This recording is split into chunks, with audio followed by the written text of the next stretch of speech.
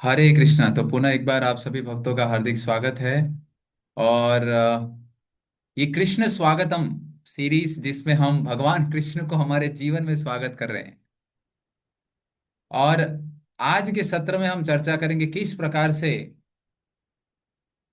एक महत्वपूर्ण पहलू है कि भगवान को स्वागत करने से पहले वो भगवान से संबंध तो स्थापित करना पड़ेगा। जैसे एक स्त्री और पुरुष का विवाह होने के पश्चात जब वो समझ लेते हैं कि हम एक दूसरे के संबंध में हैं, रिलेशन में है, तो स्वीकार करते हैं। और उसके साथ ही साथ परिवार के जितने भी है हम स्वीकार करते हैं कि ये मेरा भाई है, ये मेरा बहन है, ये मेरी माँ है, ये मेरा पिता है।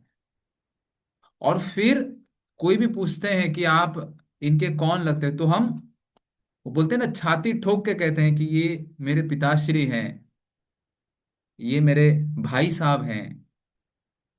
हाँ। उसी प्रकार से भगवान को हृदय में कैसे स्वागत करेंगे जब उनके साथ संबंध स्थापित हो तब तो। चैतन्य महाप्रभु श्री चैतन्य चरितामृत में रामानंद राय से संवाद करते समय ये तीन चीज बताते हैं, सब नोट करिए। सबसे पहला संबंध, दूसरा अभिदेह, और तीसरा प्रयोजन। भगवान के साथ संबंध स्थापित करना चाहिए। सबंध, बंध यानी कि क्या, बांधना, है ना। बंध यानी कि बांधना, है ना। भगवान के साथ हमारे मन को, इंद्रियों को, समय को, शक्ति को भगवान के साथ जब बांधेंगे तब जाके उनसे रिलेशंस स्थापित होगा, रिलेशन बनेगा। अब वो संबंध कैसा हो, नाना प्रकार के संबंध। वृंदावन के ब्रजवासियों ने, ग्वाल बालों ने भगवान के साथ सखा के रूप में संबंध स्थापित किया।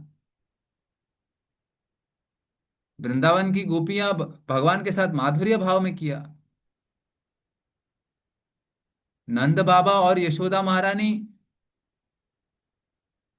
भगवान के साथ वात्सल्य भाव में, हाँ, संबंध स्थापित किया। तो संबंध यानी कि भगवान के साथ संबंध होना बहुत अनिवार्य है। और इस संबंध के जो विग्रह हैं वो है श्री श्री राधा मदन मोहन। बोलिए श्री श्री राधा मदन मोहन भगवान की जय। मदन मोहन भगवान जो है, आप इस चित्र में देख पा रहे हैं, ये वृंदावन का बहुत सुंदर सुंदर मंदिर है जो श्री सनातन गोस्वामी द्वारा यहाँ पर प्रतिष्ठापित किया गया। और ऐसे कहा जाता है, कथा भी आती है, विस्तार में है, हम तो शॉर्ट में करेंगे।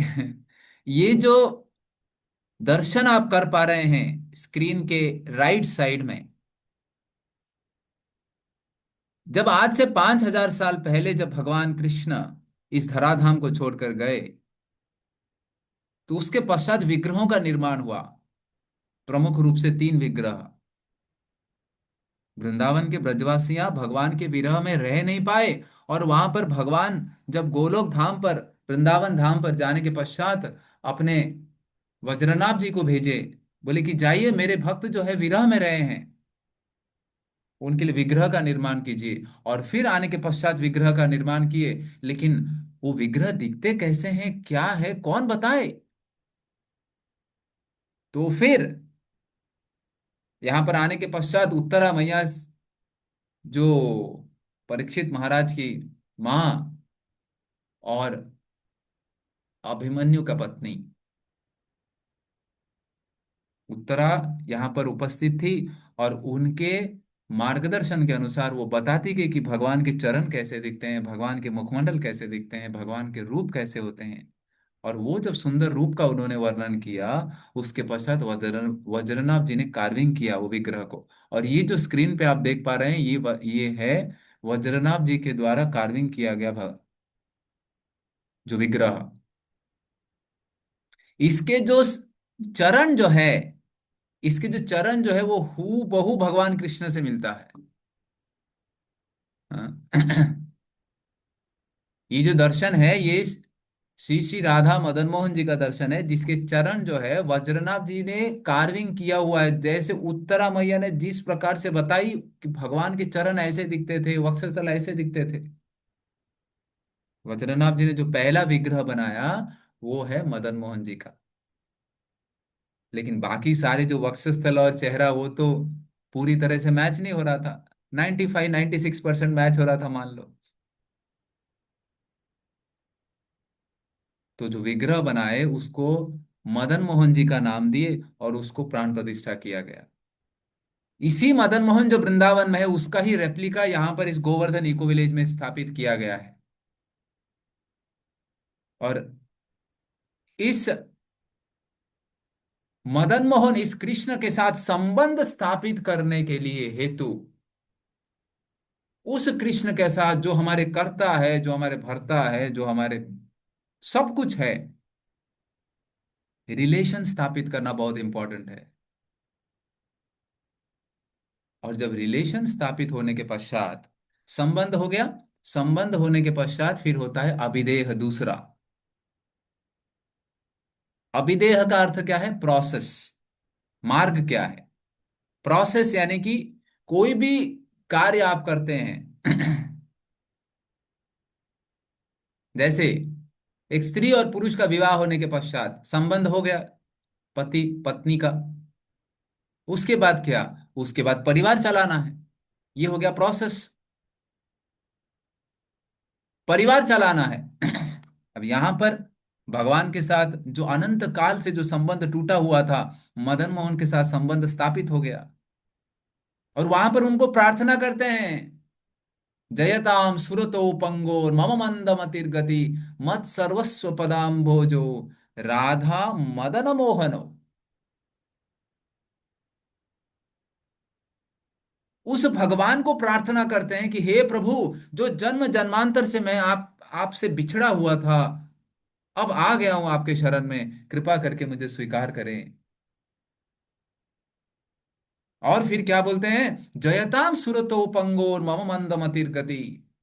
मेरे सारे इंद्रियां इस संसार के विषय वस्तु में लगे हुए हैं, कृपा करिए मेरे ऊपर, मेरे ऊपर दया करो कि मेरे इंद्रियां आपकी सेवा में लग जाए। और जिस तरह से भी मेरी इंद्रियां हैं, ये एक अपंग के समान है। अपंग क्यों है? क्योंकि ये हाथ बना है प्रणाम करने के लिए, दूसरों की सेवा करने के लिए, वरिष्ठ जनों को सम्मान देने के लिए। लेकिन ये हाथ नाना प्रकार के दोष ढूंढते रहता है दूसरों में। ये हाथ दूसरों को प्रहार करने के लिए जाता है। ये नेत्र बने हुए हैं आपकी सुंदर छवि का दर्शन करने के लिए। ये इंद्रियां जिस कार्य के लिए बने हुए वो कार्य नहीं कर पा रहे, इसके लिए उसको अपंग कहा गया।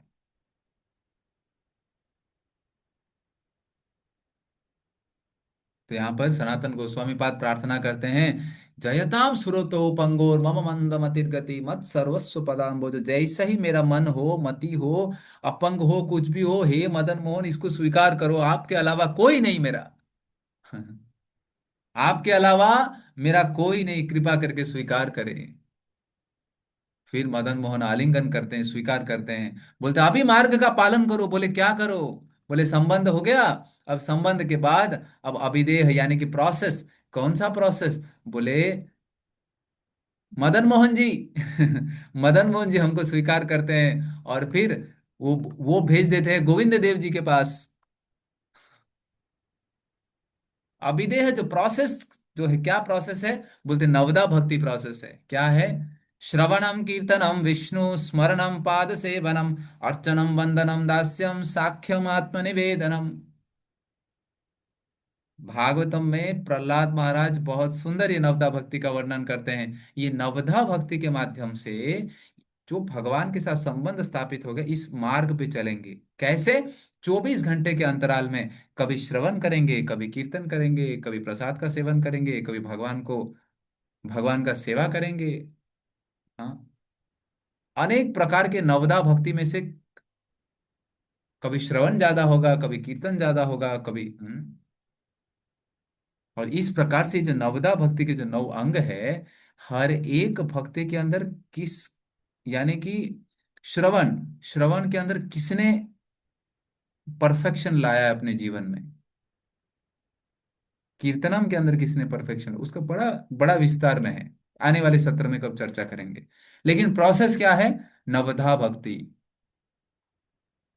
जप करना प्रातःकालीन सुबह उठकर, कीर्तन करना दिन भर में जब समय मिले, कुछ ना कुछ थोड़ा सा लेक्चर सुनना। हाँ? जो प्रातःकालीन समय में सुने उसको दिन भर चिंतन करना, मनन करना कि क्या सुने हमने। हम्म। और जब उसको चिंतन करते जाएंगे तो धीरे धीरे धीरे धीरे धीरे धीरे हमारे हमारे शरीर के जो सेल्स है, हमारे शरीर के जो रक्त है, हमारे शरीर के जो शरीर का जो सिस्टम है, वो उस दिशा में सोचना प्रारंभ करेगा।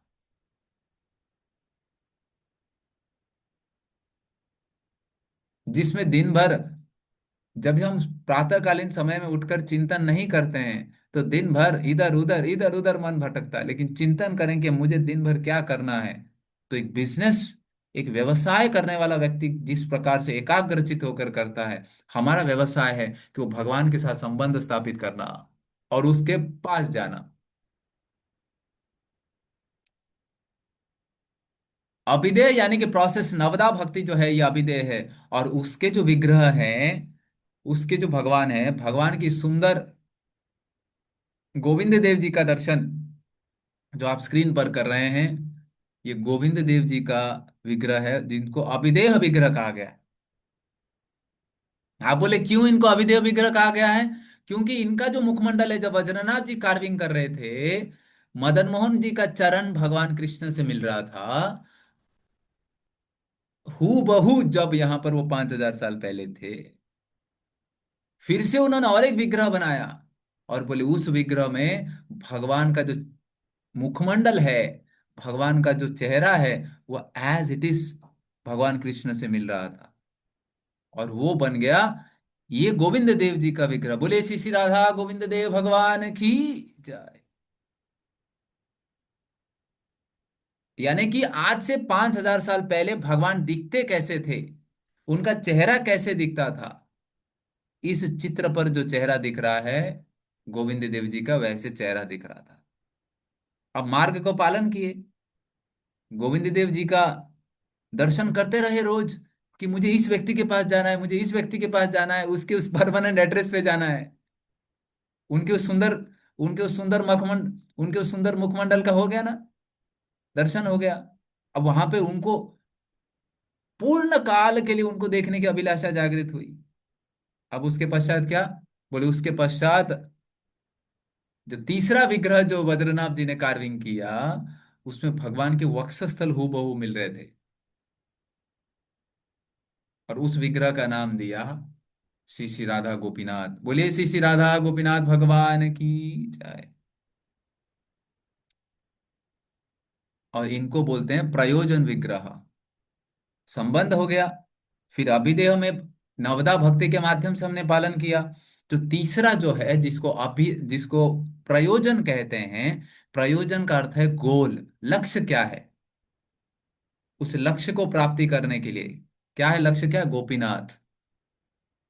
जो गोपियों के नाथ हैं, जो नित्य निरंतर वृंदावन के ब्रजवासियों को आनंद प्रदान करने में जो गोपीनाथ है, वो गोपीनाथ जो प्रयोजन विग्रह है, जो जो नित्य निरंतर इस जीवात्मा को, जो सत चित और आनंद है, जो जो उस प्रसन्नता, उस खुशी की जो खोज कर रहा है अनंत काल से, वो उस गोपीनाथ के चरणों में अंत हो जाता है। उस गोपीनाथ के चरणों में जब आश्रय प्राप्त होता है, उस गोपीनाथ जी के साथ जब आलिंगन करते हैं, तब उसका ये सारा जो प्यास है, हृदय की जो प्यास है, जो तृष्णा है, जो नाना प्रकार के भोग वस्तुओं में इस जगत में ढूंढ रहे हैं, वो गोपीनाथ जी का दर्शन करते ही सब कुछ समाप्त हो जाता है। लक्ष्य गोल, संबंध, अभिदेह, फिर प्रयोजन। संबंध यानी कि रिलेशन, अभिदेह यानी कि मार्ग प्रोसेस, और प्रयोजन यानी कि लक्ष्य। तो ये क्या है? बोले ये भगवान के जो विशेष करके जो नवधा भक्ति है उसका हमको पालन करना है। भगवान क्या है हमें तो पता चल गया, संबंध स्थापित हो गया। अभी हमें सिर्फ ये जीवन भर सिर्फ ये मार्ग को पालन करना है, आदेशों का पालन करना है, शास्त्र में जो बताया गया उसके आदेशों का पालन करना है। और इस प्रकार से जब हम करेंगे तो धीरे धीरे धीरे धीरे धीरे धीरे भक्तों के संग में तो उस भगवान कृष्ण से मिलने की उत्कंठा बढ़ेगी, आतुरता बढ़ेगी। दिन प्रतिदिन, दिन प्रतिदिन वो कृष्ण को स्वागत करने की उत्कंठा बढ़ेगी। कृष्ण को स्वागत करना है ना? किसको किसको स्वागत करना है चैट विंडो में रिप्लाई करिए। I want to welcome. उस भगवान को स्वागत करना है। और वो जब उत्कंठा जब बढ़ेगी तब जाकर हम इस मनुष्य जीवन को सफल कर पाएंगे। कल के सत्र में, आज तो समय कम था, कल के सत्र में हम फिर एक बार चर्चा करेंगे किस प्रकार से अक्रूर जी जब मथुरा से वृंदावन की तरफ गए। कल के सत्र में हम चर्चा करेंगे किस प्रकार से अक्रूर जी जब अपने प्रवास में थे। आप में से बहुत लोग वृंदावन के प्रवास में हैं, कोई ट्रेन में है, कोई कोई वृंदावन की तरफ जा रहे हैं। अक्रूर जी की चेतना कैसे थी जब वो वृंदावन की तरफ जा रहे थे? हाँ, उसकी चर्चा हम कल के सत्र में करेंगे। हरे कृष्णा।